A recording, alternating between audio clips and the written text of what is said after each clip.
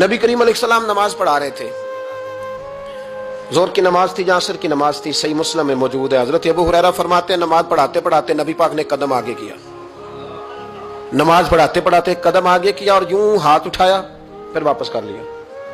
अब नमाज पढ़ के ना तो सलाम फेरा तो सहाबा अर्ज करने लगे या रसूल अल्लाह सल्लल्लाहु अलैहि वसल्लम, वो नमाज में पैर भी आगे किया तो हाथ भी उठाया, तो वजह क्या थी? अब पहला सवाल तो यह है कि आप लोग नमाज पढ़ रहे थे या हुजूर को देख रहे थे? तो सहाबा तो पहले ही बताते हैं कि भाई हम तो पहली साफ में नमाज इसलिए पढ़ते थे कि नमाज भी होती रहती थी और चुपके चुपके महबूब की दीद भी होती रहती थी।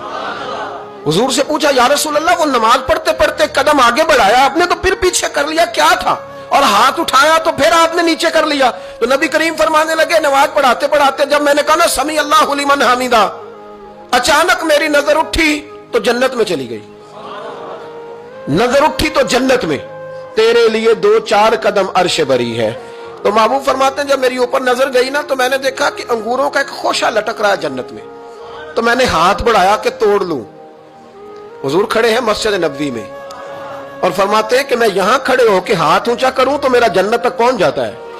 फरमाया मेरा इरादा हुआ कि वो खोशा जन्नत का तोड़ लूं और जरा मैंने पैर आगे बढ़ाया ही था तो मेरे दिल में ख्याल आया कि जन्नत राज है तो राज ही रहनी चाहिए, ये राज खोल गया तो मजा नहीं आएगा।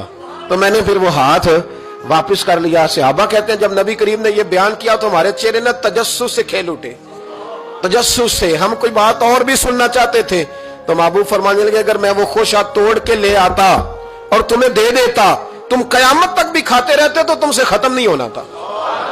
ये सही मुस्लिम की हदीस है। ओ भाई, मेरे रसूल करीम के वाक़या में राज पे शिकवा करना, कहना समझ में नहीं आती कैसे गए थे। तो तू जो चाहे तो हर शब हो मिसाले शब असरा, इसलिए कि तेरे लिए 2-4 कदम